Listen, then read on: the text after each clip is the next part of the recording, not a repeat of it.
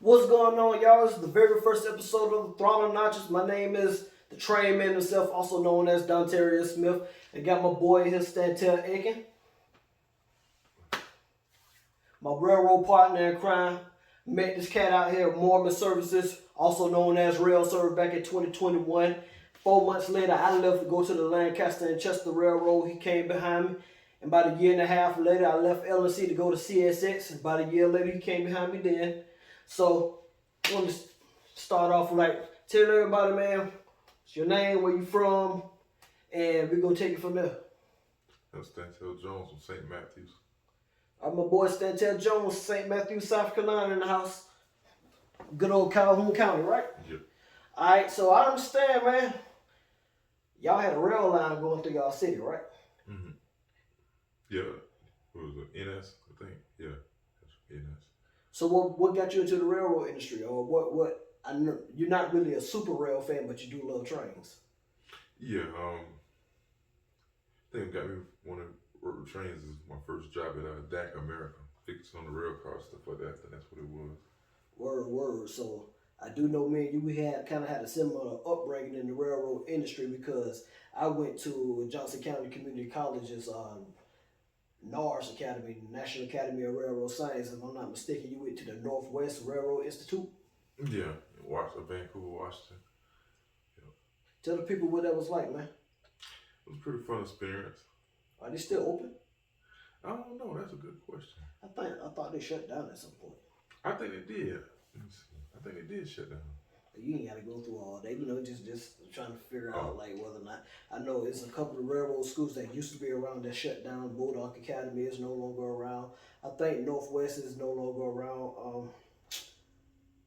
I know the NARS Academy is still pumping. That's like I said, that's out of Johnson County Community College, Overland Park, Kansas, which is pretty much like a little outskirts of Kansas City, kind of like how Irmo is with Columbia.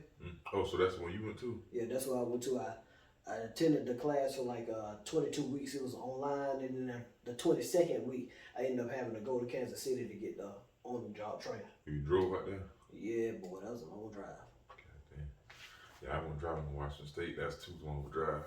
So but you flew out there. Mm-hmm. I flew out there. Well, that's what's up. So, man, Railserve, where I met you. Mm-hmm. What was that like before I got there? Rough. That was definitely rough. 16 hours, 6 days a week, sometimes 7, sometimes 8. Moving stuff around one engine ain't no joke. And then we didn't have no modern locomotive. We had like a Jeep 9 or a SD 1500. It was a switch unit. We had a butt head, and then we had a regular standard cab EMD that was like older, very older, like 1950s model. Yeah, that engine had a lot of problems. All those engines had problems. Every time it rained, you had to drain the fuel filters out. I think it had a crack in the fuel tank or something like that. Okay, damn. Sheesh. Well, eventually, by the time I left, we had 3 locomotives, but 2 of them was just backup. Actually, one of them was a backup. The other one was preparing to leave out, and then the other one was just not necessarily brand new. That was a Jeep 15 that we got from a former UP Jeep 15. Mm-hmm. So this man right here, he actually trained me out there at Mormon Rail Services. Mormon was then known as Railserve at that point in time. So it was out there at International Paper, which is now known as Slyvamo. International Paper is Eastover, South Carolina. It was kind of rough out there, man. It was like you said, moving around, everything with one locomotive. It just didn't have the capability of being MU because they took the MU cables off of them, and we needed that extra power depending on where we was going in the plant because it was a lot of hills to go up to like if I'm not mistaken, the chemical lead. The hill going up there to the lumber yard, and then by us not being FRA regulated, we couldn't lead the train down to the marshalling yard. We had to shove it down there and then come back up there, pulling. But for the most part, by us not being FRA regulated, a lot of things that we wanted to do, we couldn't do. It definitely made it a lot easier. We could pull down there and come through a little track. It definitely would have helped out a lot. All right. So then the engine could have pulled better than down there than shoving because coming down the hill instead of shoving up in that yard. But so who you say got that contract now? It's a company named PSC Group, Petroleum Services Group, or some crap like that. They're down there at International Paper. They also took over the operations at Dak. You remember Dak, as you used to know when you worked out there, Dak was pretty much self-contained. Yeah, Dak had their own. Were they using Dak engines still? Or they just... Nah, Dak engine was actually put up as far as like getting maintenance. So I'm not sure if they eventually started running those locomotives, but you know, for the most part, you know, it was just those engines that. Yeah, Dak was doing all this stuff on their own when I was there. Yeah. So you know, PSC Group is now a contractor group down there at Dak Americus, which is now. What are you using big engines out there? Now, pretty much the same little puny engines as normal, like G15s and Jeep 30s. Oh, so they got the big ones like Dak had out there.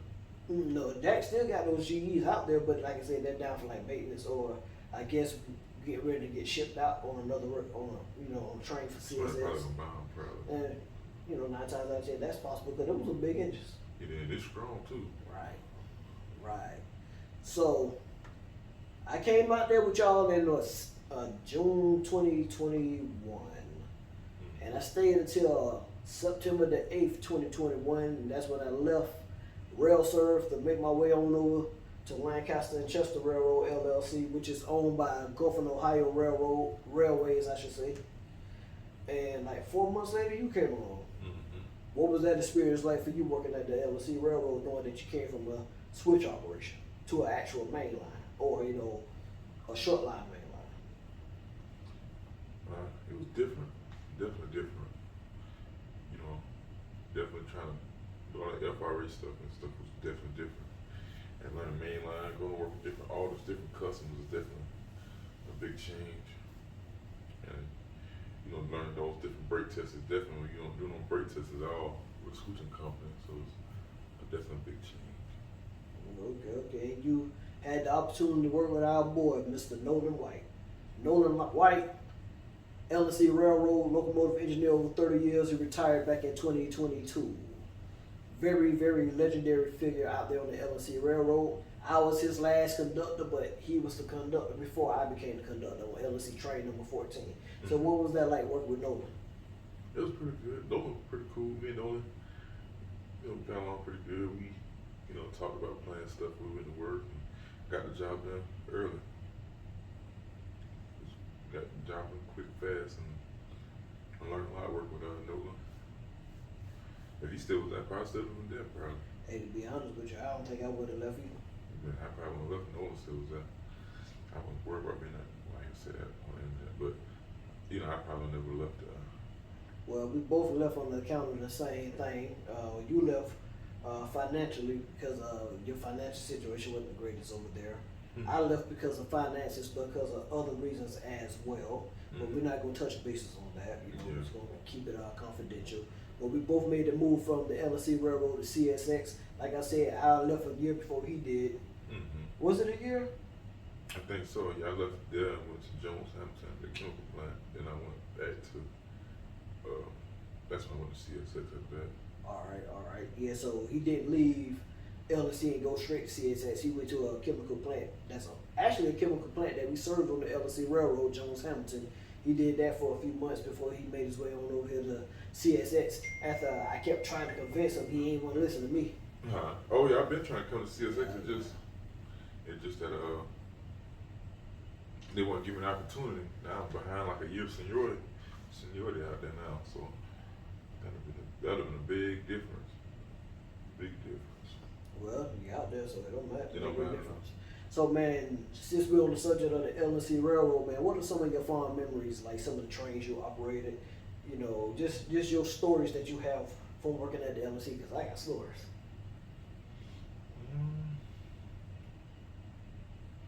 I just like working the train with 14.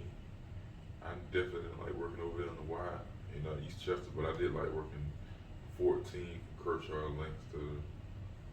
I was sitting the whole railroad. I was sitting, might as well say, but now they done cut it off from what?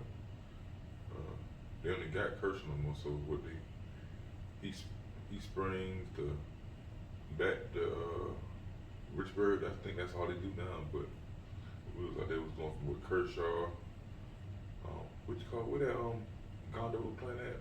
The gondola? I think it's called Van Wyck, Lancaster or something like that. What's the name of that? No, Caskey. Yeah. Up there on the other portion of the SB line going up towards Caskey from Marysville. Going down there, sometimes we'll go all the way to Chester, East Chester, picking up in that CSX with not enough power, nothing. But you definitely learn a lot. What you can haul and what you can't haul. Some people have the best power, we got the weakest things, but Nolan definitely made it work. Definitely. So the train that we're questioning is a Lancaster and Chester train number 14. It pretty much was supposed to run from Circle S down to Baskinville, South Carolina, on down to the ADM plant, which is now closed down in Kershaw, South Carolina.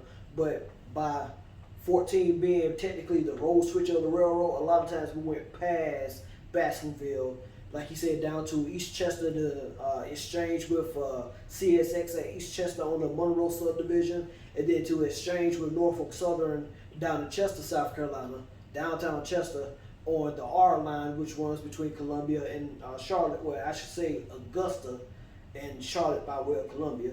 But as he said, sometimes, not sometimes, but we didn't have the best power. Other trains had better power. Our engines were, we had two standard cab Jeep 40-2s, and then we had two Canadian cab Jeep 40-2s, and occasionally we might get a Jeep 38. Was it Jeep 30? No, as a matter of fact, the Canadian cabs were Jeep 40-2s, 28, 29, 28, or whatever it is, and the other blue engine and the high hood, they were all Jeep 38s. I think so, yeah. So, like I said, we didn't have the best power. On the other side, L&C Train 12, they actually had 6 axle locomotives. They had an SD 40-2, SD 40-3 tunnel motor, a former tunnel motor from Southern Pacific, and 3 or 4 SD 60 standard cabs, 60Ms, all came from CSX. So that power stayed primarily on train 12, and we primarily had the 4 axle locomotives. So for the most part, like you said, we didn't have the best power, but Nolan made it work as much as he could. And by him being an old school locomotive engineer who knew how to run things without the use of computers, the computer technology that they have on these EMDs and GEs nowadays, he's able to make stuff shake. I've worked with Nolan many a days on train 14. Actually, like I said, I was his last conductor before he retired, and we would go down a typical, I think Monday might have, in my opinion, been the best day for train 14, because on Fridays we would take the train down, the locomotives and whatever freight cars we had with us, we would always take them down to the ADM plant down in Kershaw, park the locomotives, and ADM had their own switch unit, so they used to grab tanks and hopper cars from off the main line, run around them and take them to whatever spot they needed to be taken, whether it was the oil line or the bean line, and load those cars up. On Mondays, we would start our day down in Kershaw, South Carolina, and we would always have the EMDs. The EMDs was always coupled up to the tank cars, and behind the tanks was always the loaded mill cars, which was soybean mill that was going to Baskinville to Circle S Ranch.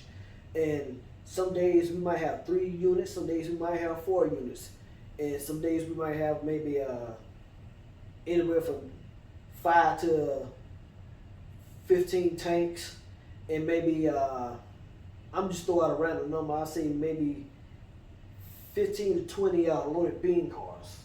And coming directly out of ADM's plant, you're going straight into a grade. You're going straight uphill, and it's a long, heavy pull. Not necessarily too long, but it's definitely a heavy pull, and it was a lot on those EMDs. But like I said, Nolan being the engineer that he was and running that type of power, he was always able to get majority of the train up the hill. If we had to stall, we stalled. We would take the tanks off and go take it to heat springs, come back and grab soy mill and bring it on up the hill, couple back up at heat spring with the whole train, and come into the yard, cut the train off, run and do switch work at the industries. That was at Lancaster yard, which was G&D feed, and then we had a lumber mill, or I should say lumber yard, right there, right next to our I ain't even gonna say roundhouse. I'm gonna say our shop, our locomotive shops. So we would switch J&D feed, and then come into the shops, and switch out the lumber, give them a loaded. We take the empty, and then from day to day, we would have to go into the locomotive shops, and we would switch the engines around because none of the guys in the locomotive shops were actual locomotive engineers, so they couldn't drive them out of the shop and put them on one track or the other one. And that's what our duties was. And typically after we would get done switching the yard, we would couple back up and take the train over to Baskinville, sit the soy mill into the yard tracks for Circle S Ranch, come off with the tank cars. Either we leave the train right there at Circle S Ranch, and you and Billy would come in on train 10, or we'll park it somewhere else, and you guys still take over for the most part. But I have very fond memories working on 14 with Nolan, man. Oh yeah, definitely. Oh yeah, most definitely. Very legendary locomotive engineer, one of a kind, somebody who I hold in high regards. Yeah, oh yeah, most definitely. So for you, what was the moment that you felt that you needed to lead the L&C Railroad?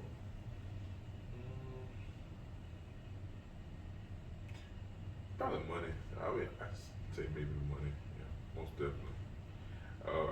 Sometimes the work it was a lot. I think it was a lot. Yeah, no, man. It was definitely a lot of work out there. Definitely. It was a lot of work, but you go ahead and say what you want. Like I said, we ain't got no sponsors, man. You can tell the truth. Mm-hmm. But it was a lot of work, and I feel like I ain't got too much bad satisfaction. It was a lot of work thrown off on us. It was too much to handle for the amount of money that was getting paid. To be honest, I think say I hate it because I had a normal schedule, a normal life schedule. So definitely, we work a weekend maybe once, twice a month, maybe if that. But can't really complain too much about it, to be honest. Sometimes they used to really look out for me. Remember how you was on? I think you was on 14, and they put me on a second shift job. Right. And everybody working together. I was home all the time. I ain't trying to say it, like that, but I was home all the time, and I was still getting paid. So I wasn't really. But about a minute or two driving there. So I can't complain too much. It's just the days that you feel like you're getting screwed and you get the shitty stuff. That's was one of the biggest ones. But I ain't complaining. Definitely complaining. Yeah, well, definitely, he's 100% correct in what he's saying. I'm definitely getting we were pretty much like train 14 or 12, or mostly 14 for the most part. By us being the switch, pretty much the road switcher of the railroad, we did a bulk of the work on this side. Majority of the work on the railroad outside of train 16, which is at the Y, the bulk of the work was on the side of train 14, like I said, which ran from Baskinville to Lancaster Depot, Lancaster, South Carolina, on down towards the ADM plant down in Kershaw, South Carolina. We did majority of the work on the railroad. There were some days where he said, we kind of got screwed into doing certain things. They're not gonna go touch too much into detail about that, but I will say it was days that work was very much lopsided. Yep, between train 14 to train 12, and then some days it was lopsided work between train 14 to train 10, to be honest with you. Because you guys train 10, y'all was pretty much the extra board train, so y'all came in whenever y'all was asked to come in. Y'all did this, y'all did that, and whatnot. A lot of days y'all did a lot of work. Some days you didn't do a whole lot of work, but y'all was always off at a decent amount of time where you could go home and enjoy the rest of the day. If I'm not mistaken, majority of the times you guys might have came on duty about 12 or 1 o'clock. Most times. Sometimes he might have text me every day, let me know what time or whatever. But still in bad, in like, gonna say that, but you know, ain't like class ones, but you know, sometimes we work 2-3 hours. Some days it might work 8-12. You know, so it depends on how much work was left out of there. But I mean, during the times we was there, it definitely was a busy railroad. Definitely getting 250 gas a month, and definitely was a busy place. Right. It has definitely slowed down a lot. Their business has definitely slowed down tremendously. Okay. So later on into our railroad careers at the L&C Railroad, we experienced a change by way of a gentleman by the name of Jeff Trull coming into the L&C Railroad to become our MTO, which is manager of train operations, or what used to be known as the train master. And a good bit of what we was doing as far as the lopsidedness of work between certain trains started to even out, because he didn't want one train doing majority of the work and then another train getting to get off on time and be able to, you know, enjoy their day off while another train did a majority of the work. Because there was sometimes, like you said, not putting out there nothing negative, but it was times that certain crews would, say for instance, they might work Monday through Thursday, get all the overtime in the world. On Friday, they'll annoy themselves so they don't have to run their trains, but still come into work and attach themselves on to your train and use your train to do their work on top of your own work. That was not fair at all, and Mr. Jeff tried his best to right a lot of wrongs that he thought, right a lot of things that was obviously wrong out there at the L&C Railroad. So I do thank him tremendously for all that he has done for the L&C Railroad and for my career on the railroad, because he just retired back in October of last year. What is your memories of Jeff? Well, yeah, Jeff was definitely cool. Definitely a fair person. Definitely was. Oh yeah. You ain't got no fond memories working with him? Oh yeah, well, I think me and Jeff worked together, but I don't think it was a whole lot. But I definitely had a good time with Jeff. Jeff definitely had a running engines. Yes. Oh yeah, he definitely do. So besides being a railroader, Jeff is basically a long-time rail fan as well. He was pretty much raised by the Southern Railroad up there in Fort Mill, South Carolina, and he has a whole lot of knowledge of the railroad before it was Norfolk Southern. He remember seeing a lot of seaboard local. The man is knowledgeable on the railroad, and like as I said about Nolan, he was one of those guys who was running trains back before all the computer technology came along. So he was actually very, very used to running 4-axle locomotives. So I'll tell you a story I got of Jeff. So this was, Nolan went on vacation. So at that time, whenever he went on vacation, you know who came to train 14? Chris Banner. So Banner was our highest seniority conductor, but he was already engineer certified. So whenever Nolan or Billy, for example, would go on vacation, he would fill in for train 10 or train 14 or wherever they needed him. So down at 8 a.m. on a Monday morning, Jeff had just came to the railroad. You know, at the top of the hill, not out of the plant, but at the top of the hill right there where the oil line and the main line run through, used to be that switch. And it was that patch of grass that used to always cover that switch, would give everybody hell. So which one? Okay, when you go into the plant, where we see the engines at, okay, you remember it was a switch that branched off, and you had bean cars that was going down to the bean line. And then further back, you had the switch where the tank cars are going to the tank line. Okay, this particular day, it was a grass growing over the switch points over there on between the main line and the bean line. So Chris Banner was having hell. We hadn't got all the engines together. It was 3821, 9630, and 9548. 3821 standard cab Jeep 38-2, and 9630 and 9548 was the Canadian cab SD40s. I mean SD40s, GP40s I should say. Yo, so we had hell. Every time we would get the engines moving, get to that patch of grass, it'll start sliding. It'll start sliding. And for some reason, Chris Banner couldn't get that motor over that patch of grass or nothing. So we had to try that one for about an hour. Jeff Troy was like, you know what, let me get up on this engine right quick and try this right quick. That man was so knowledgeable about them 4 axles. He worked that throttle. When he worked that throttle, the next thing you know, I just see them take off. Dang. They took off. So I tried to get, I was in the truck. I didn't get to the crossing quick enough with my phone. Gee.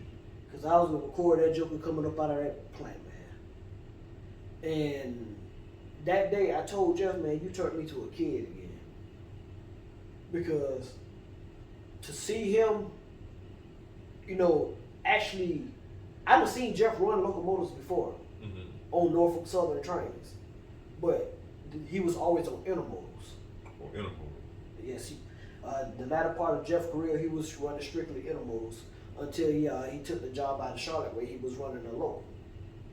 But I seen that joker for the first time run an actual freight train outside the one I saw him on in Columbia.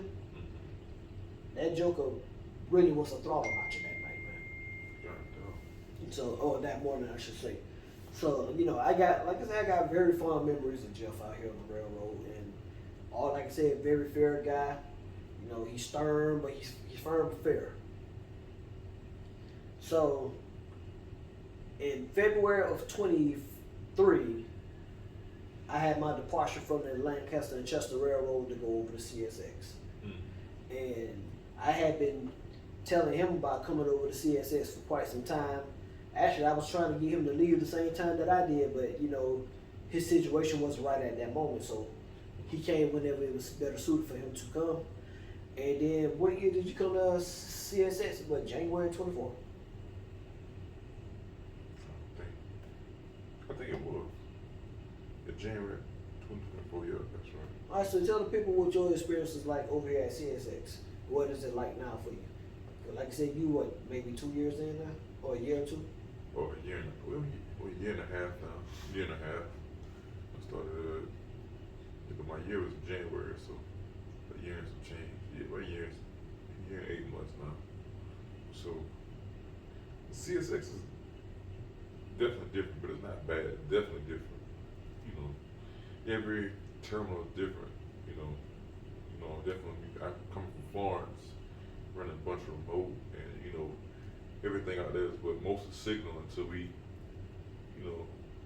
start working something aside, going a lane or something like that. So, and then we use EC1s, but and what's the other place called?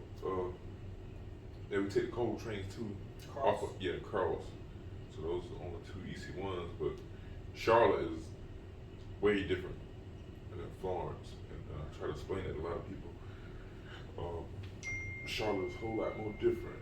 So it's a lot more EC1 signal territory, back in the EC1, back in the signal territory, back in the fucking EC1, back in the signal territory, back in the fucking EC1 again. So it's like Charlotte is definitely different. There's a lot of grades out there. I think that's probably a lot of people say that's one of the worst.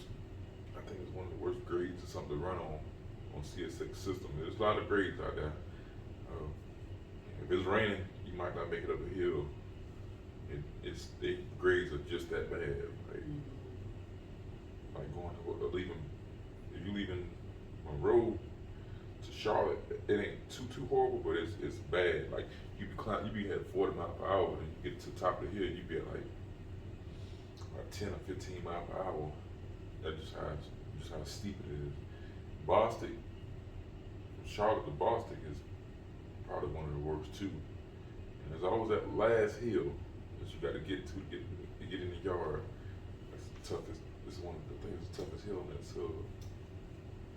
And you got to, like how they be complaining about using L, like on the A line. You don't use L in the Charlotte sub, you gonna go over speed for sure. Definitely. And switching in some of the yard jobs, you know, switching on that, because like Charlotte yard jobs go out and actually work customers, or actually go off on the main line and work actual customers. So we have one job that goes, they call it cross the road jobs, called 221. That's on a steep grade, so you got now to switch that. And you only go over there with 4 axles, that's one thing you can take over there. And 221 is on the grade in certain spots.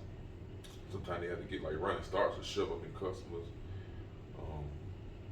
Who else? 302 ain't bad. I just hate going down there. I just hate going into that place where homeless people at, because it's kind of dangerous out there. You know, you're constantly watching your back and stuff like that. But that's what we interchange with, and that's at Tryon Street. So I'm guessing 302 is a night job? Yeah. It was they before I got there, they said it was a daytime job, but it changed to nighttime because it said kind of helps the customer get, you know, stuff done through the day and have their cars and stuff ready. And it kind of does. They do be ready when we get there. Nobody be done Thursday. You know, everybody going home by that time. So I mean, it kind of does help, but I just feel like going to Tryon Street is kind of like dangerous at nighttime, because you don't. Sometimes people walk up on you. I done had somebody sitting up under the rail car at nighttime. You just walking, and you're like, "You want to move the train?" I'm like, "Oh my God, where you coming from?" So I think that's probably one of the most. That's right. I ain't say I hate the 302. I just hate the situation that it's like the place that you're in. You definitely got to stay on your toes out there, for sure. Watching your surroundings out there constantly. But other than that area ain't too bad. It's definitely different from Florence. You know, time, like, if we had this, what you call it Case Farms off the Charlotte sub, if we take our grain trains there, right now we taking it from Monroe, running around it in Monroe, because, you know, the Blue Ridge sub's still out, so we still got to use that, cruise from Greenwood to bring it. But it's easier bringing it from the Blue Ridge, but Blue Ridge I heard is not supposed to be open until like the 1st of October. So that's a big difference when we pull them out of Boston and then coming from Monroe. So now with the Greenwood crew, if they had time, they'll run around it. If not, we'll have to run around the train, put the grain train up, ethanol and everything coming through Greenwood. Sometimes it might come from Hamlet. It's easier when it comes from, if it's coming from Hamlet, we've got to run around our train. And we got what? 702, 703 that goes with Wilmington. Hamlet Yard is a mess to get out of. It's hard getting out of that yard. So man, how many yards are you qualified to operate in? I'm qualified in what? Sumter, Florence, Waycross, Jacksonville, Moncrief, Hamlet, Wilmington, Charlotte, Boston. 9. Sheesh. I'm out of Casey. When I was working with CSX, I was out of Casey.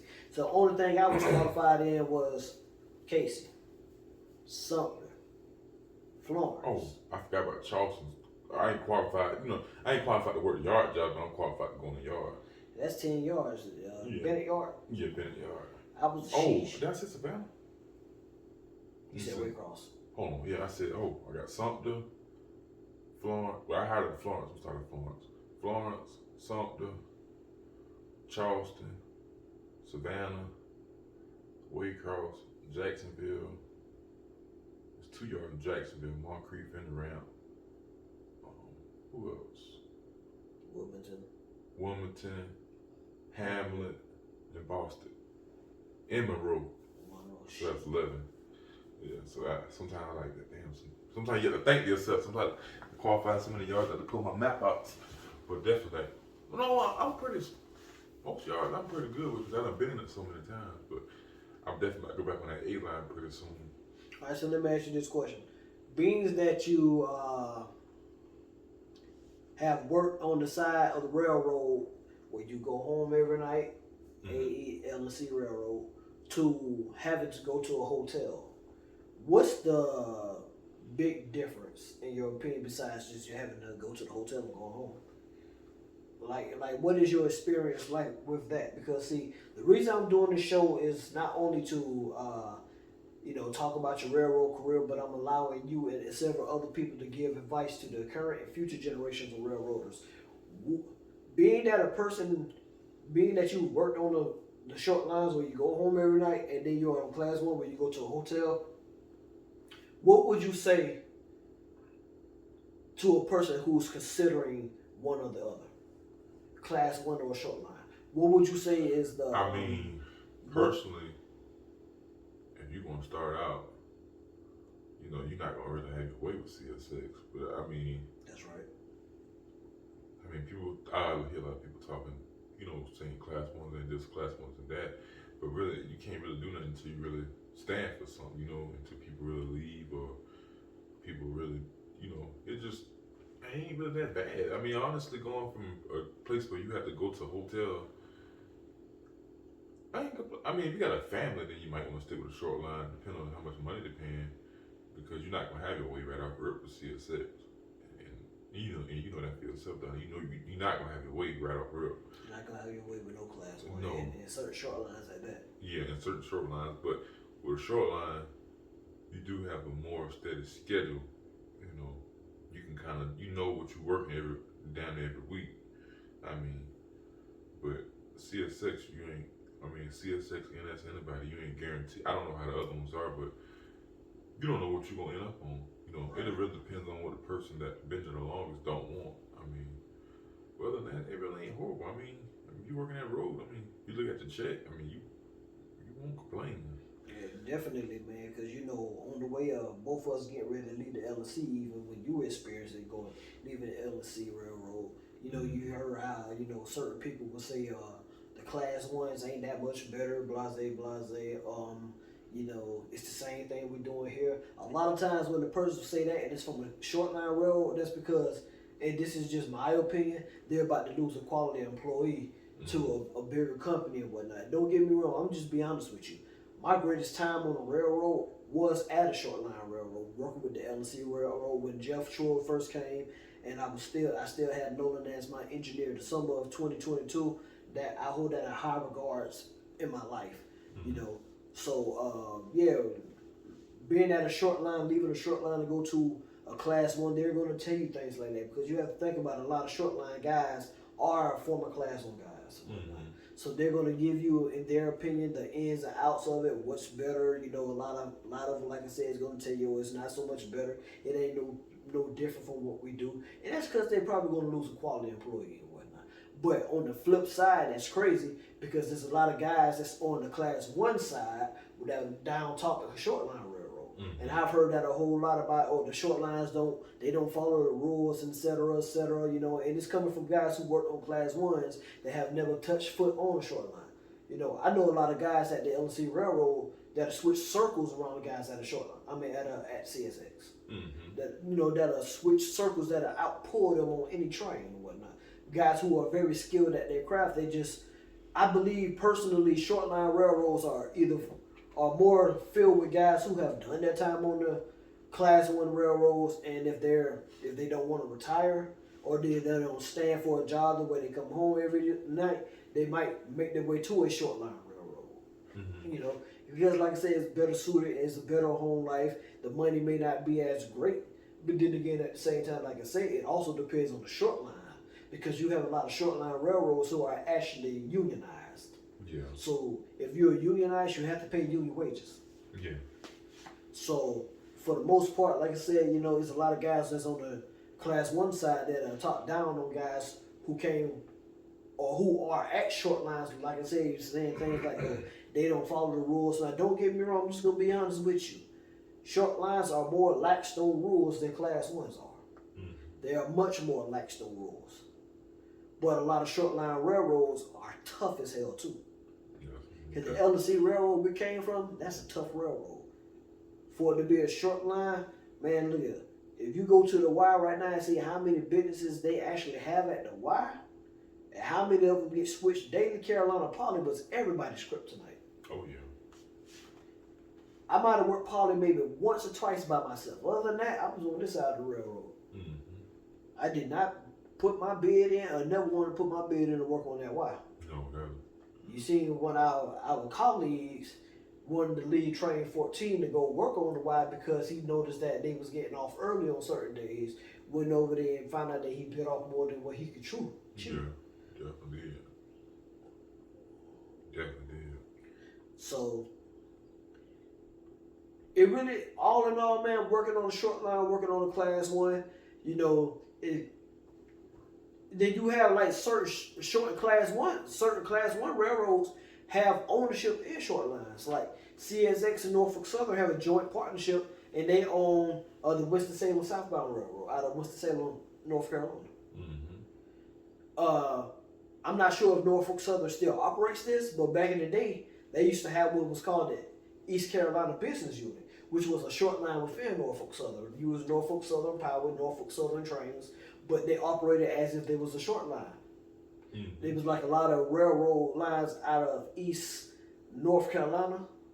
They all came together to become like one subdivision, but it was different lines. The East Carolina Business Unit. Oh, okay. It was a Norfolk Southern Railroad, but they operated like a short line. Those guys who were home every night, things of that nature. But you know, again, if you want to choose a short line, if you want to choose a class 1, either or is fine.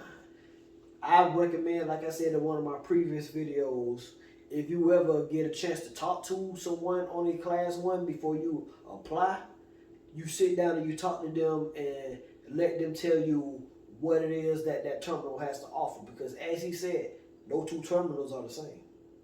No, really. They may do the same thing, but they're not the same. Mm-hmm. Talking about Florence or what? Charlotte? No, I'm just saying in general. Like how you say, well, you just said pretty much like Florence and Charlotte is two different, they totally different. Yeah, they definitely, because Florence, you don't switch off no air out there. And Florence is definitely a whole lot bigger yard than Charlotte. Charlotte just switches off an engineer on steep grades, and Florence, you just run a bunch of remote out there. So right. And by me being me based out of Casey, we switched on air. Mm-hmm. But if you switch out, like Charlotte. But if you go to Sumter, you don't have a remote job, but you kick cars. You got an engineer that's sitting in the seat kicking cars. But I think what keeps Sumter from a remote job is those crossings. I feel like if it wasn't for those crossings, I feel like that probably would have been a remote job. I doubt that. You know why? Because it's not a whole lot. That's the point. Just think about it. If the reason I feel like Sumter is not a remote job for the yard job is because those crossings. If those crossings probably weren't there, that grade out there is flat enough to run a remote box. It definitely is flat enough. You don't really. You need an engineer for those crossings, but other than that. Okay, now on that, but have I agree with you on that? Yeah, I'll be honest, you don't need no engineer to split that shit. For the crossings, yeah. You really could. You still gonna pay that person the same thing you gonna pay engineers. If you had an extra person out there, but you can. I ain't wanna, have CSX looking at us, but. I was just about to say, don't give them no I ain't ideas. getting no idea, yeah. Because I don't want anybody to lose no job and call me, cursing me out, and nothing like that. So. Now you curse nobody out. You just stating your opinion. Yeah, but I'm just saying they could. But in Charlotte they can't do it because the grades are too bad for it. And the remote box reacts too late, and that start rolling back on you before you can even train. You have to really be putting down brake probably too fast or too early, and it would be horrible running a remote out there in Charlotte. But Sumter, you probably could if it weren't for the crossings out there. All right, man. So I gotta ask you this. Plus, toning them fucking switches up. Hell, holding your radio trying to tone them switches up. But other than that, it wouldn't really be that bad. But All right. So let me ask you this, man. And this is a question I gotta ask you because you've been there. While you've been out of Florence, I hate y'all. Cause y'all go to Savannah, y'all go to Charleston, y'all go to Waycross, and you go to damn Jacksonville. And cover something. And cover something too. All right. That being said, y'all boys get to run that I-032 and I-033, them intermodals. What it's like.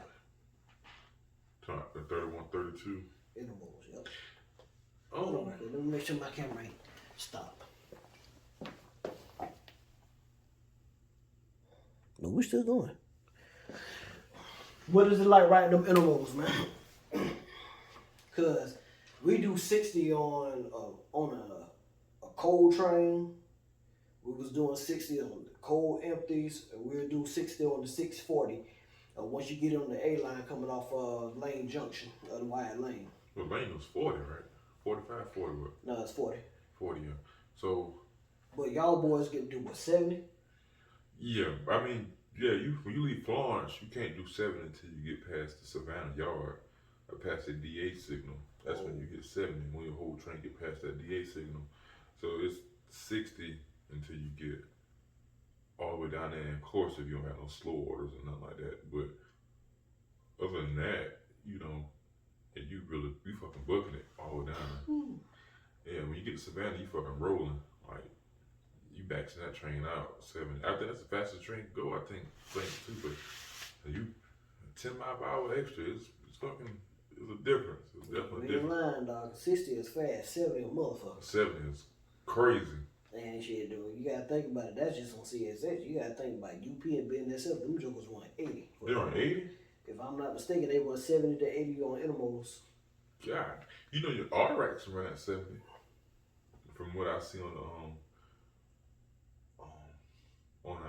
the rule thing they put out, auto racks, intermodal, and something else can run 70. Something. There's another car that runs 70. I can't remember which one it was, but you know it's the auto racks and the intermodals. Oh, and containers on flat cars. It's still intermodal. So I think those are three that can run 70. Everything else is 60 and shit like that. Got restricting like them chlorine cars got key trains 50. So man, are you qualified on? Are you qualified to run out of Florence to Charlotte?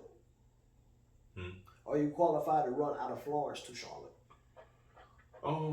Let's say 37 don't make it. 37 or 38 don't make it. And they happen to say, hey, I need a Charlotte crew to come here and get this train from Florence. You know, because they ain't making the crew ain't gonna make it, so they'll call us out of Charlotte dead. That's all. They done dead had a crew out from Charlotte to Florence and beat them at the passenger station and take it over to Charlotte. So yeah, I'm qualified from Florence to Charlotte. All right. Yeah, I just about to ask for you. Ask you, man, why you ain't trying to qualify on that? 37, 38? Yeah, I'm qualified on that. I got qualified on that before they took it away and gave it to Charleston. So yeah, I'm qualified on that. When I was qualified in Charlotte, I got qualified on that. Oh. But not here about 4 months ago. They took it 4 or 5 months ago. They took it away from Charlotte and gave it to Charleston. So now Charleston crew's on it. But they're barely making it though. But if you're out of Florence, I mean you out of Florence, but you're qualified out of Charleston as well. You should be able to run that. So that 37, 38? Yeah. Yeah, if I stand for it, yeah. Yeah, I mean, if right now, let's say I put my bid, I might change my bid back to Florence to bid on it.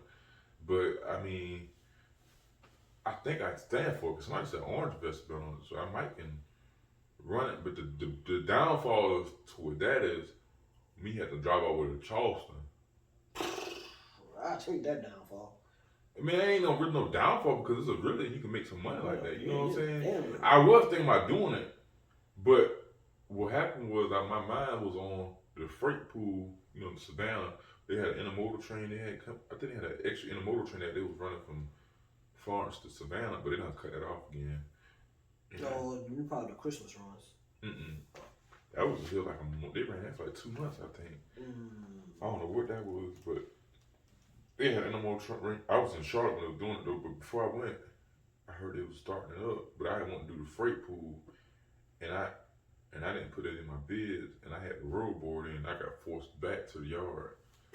I said, dog, bro. How many people above you ahead of you on the yard? So let me ask you this: can you hold the Savannah extra board right now? I mean, can you hold the Florence extra board?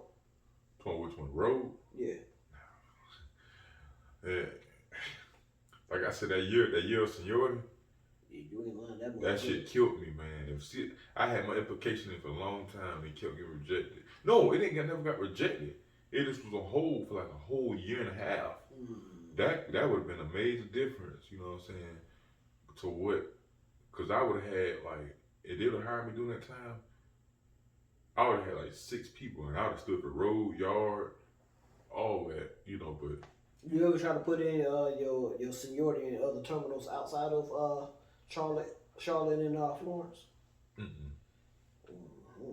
you might want to do that, man. See what else you can qualify out of. Well, I know I don't stand for Monroe,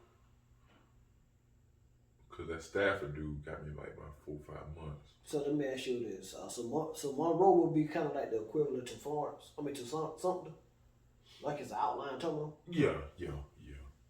But it ain't. Right now, it's busy because you got a lot of trains. For Charlotte, they have to come through like the ethanol, the grain, because Greenwood crews got bringing in since that Blue Ridge still out. Once that Blue Ridge leave out, Monroe ain't gonna be as bad. But it's like Sumter, but it's not. You don't have much locals or something. They only got like 2 locals that really go out and work industries, come back, and one stay on the yard and go and switch the stuff, and then go out and work like 2 or 3 customers and come back. And the other one go out and work the rest of the customers that's out there. But it's not busy as something. Something a little busy yard. Yeah. It is definitely like equivalent to Monroe. It definitely is.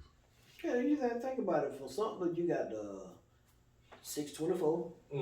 I like that job. You got the 624, the 608, the 638. I didn't even re-qualify on that shit. I can't remember having that shit on the 608.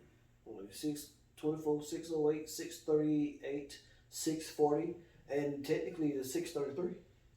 Even though 33 is out of Holly Hill, they still run up and drop cars off and pick them up, so it's technically still a company job. And they still got customers. How many customers they got to work on that line now? Oh, which one?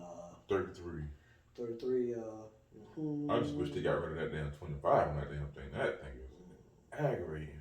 They ain't gonna do that, man. There ain't enough traffic on that line. Yeah, it really ain't. Hold on. As far as customer goes, what you leave out of the Holly Hill, 35 would have been different. 4 customers. 4? Yeah. We got a lumber place. Then you got that one just for the lumber place. What's it called? I know it's right there. It's right in the city part of Holly Hill.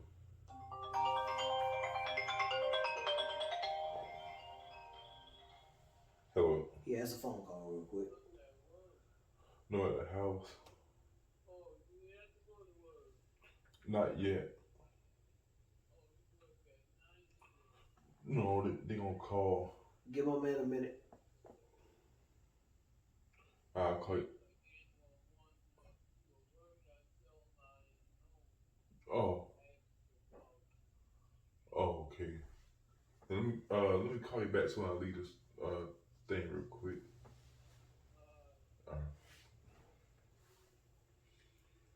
Nah, the line in Holly Hill, the Crescent Sub, they got like 4 customers. 2 going and 2 coming. Yeah. Oh, so it's 2 going and 2 coming. Yeah, cause okay, so the customer right in Holly Hill downtown. Then the one in Vance, that's 2 going. Then you come back, you got the one in Santee, and then the pole plant coming in. You had a customer in Santee. Is a lumberyard. Oh, the lumberyard in Santee? Yeah. Oh, I know that was Santee. Yeah. Remember, you got a customer that gets center beams, and then when she comes I ain't never been in that one. Okay. Now I have been in the lumber one now, and I have been in the one. No, I've been in the one in Vance. That one get the cover hoppers, right? Right. And the other one get cover hoppers too in the town of Holly Hill. Right. And then you get the lumber place, but that's on the way. You got to work that on the way back. Yeah, you got that lumber. You got the pole man, and then you got a customer that get center beams right there in Santee.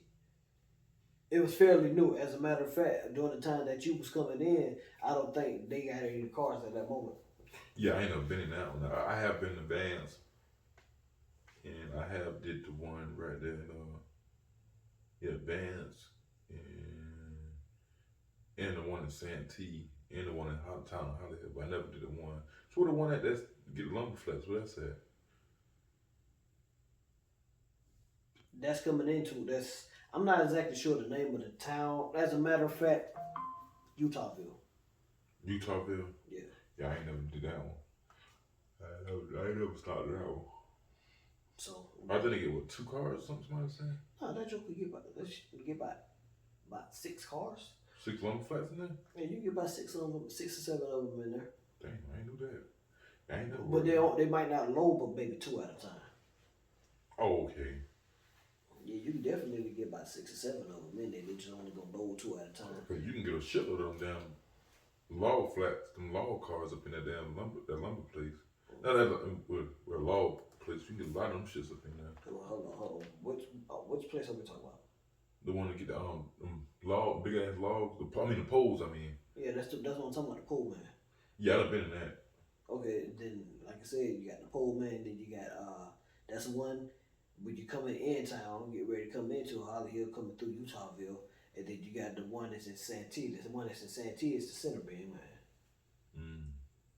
They can only unload like 2 at a time at the center beams. But like I said, about log man, you can fit maybe about 6 or 7 of them up in that joker, but they gonna only load 2 at a time.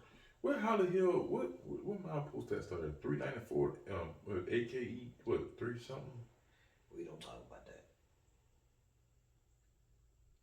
Oh yeah, you can't. Man, yeah, it's giving away certain things. But yeah, you're right.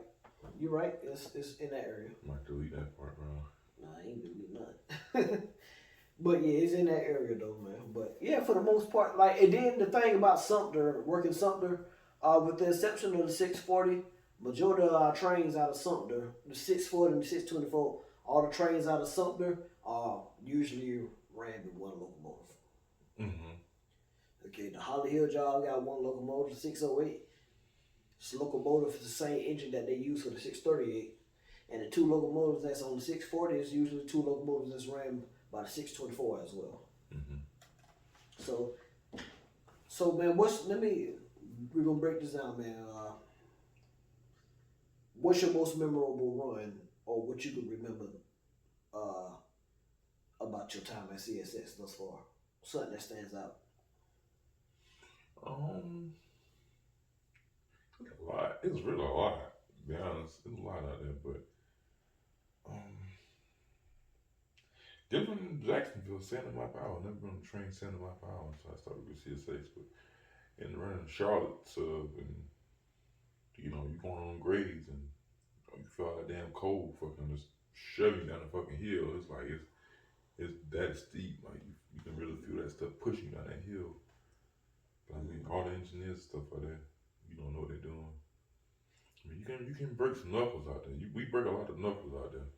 Sheesh. Man, my most memorable run on CSX this far, when I was out there at CSX, I was on the L640. I was training on the 640. It was myself, locomotive engineer Black, and my conductor, Simon. So we done came in not Sumter Yard. We rode the 640, of course, and got the Florence to run around the train, getting it together and whatnot, getting the outbound to go back to Sumter with it. So we got 2 GEs. The one they were riding back is a -8 or a -9 model, whichever one you want to call it, but the flare radio. The flare. The red lights. It was an ex-Conrail locomotive. That's what it is. Shane, my engineer, we was on danger of going on the lot because by him being an engineer and get called in early or whatnot, engineers that that's called off the issue board, you know, they have to be back. The conductors and engineers got to be back at a certain time before they go on the law. We would have got the train together. We let the dispatcher know that, you know, our engineer was running on the law. Mm-hmm. That joker made us the hottest thing between Sumter and Lane. That joker put an Amtrak in the hole for us. Oh. We was going south. I think as a matter of fact, it was the Silver Meteor. Shit's called what? The Silver Meteor for Amtrak. The northbound Amtrak going to New York. Not the auto train, but the one that's just a regular passenger train from Tampa. Them jokers put Amtrak in the hole for us, and we went past them. We got back to something in time, so my man wouldn't go on the law. But I think it was just amazing that, you know, a local like the 640 mm-hmm. was able to get priority over Amtrak at the time. Even though it was just a quick little few minutes or whatnot, it just felt like we was the hottest thing. As a matter of fact, we was the hottest thing on the railroad.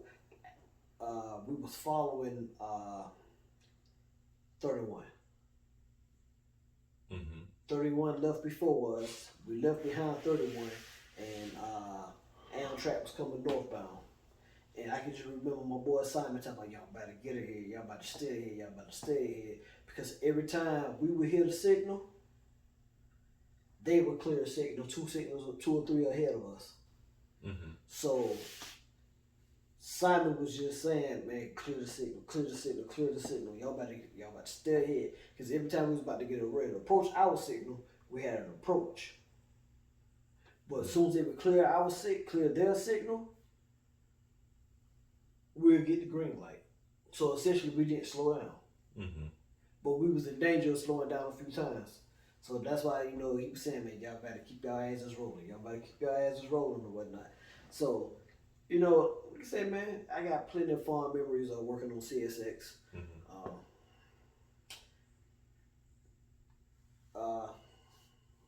To let the cat out the hat for everybody who don't know, and which majority of you don't, I no longer work with CSX Transportation. I am actually dismissed. I had a rules infraction back in March.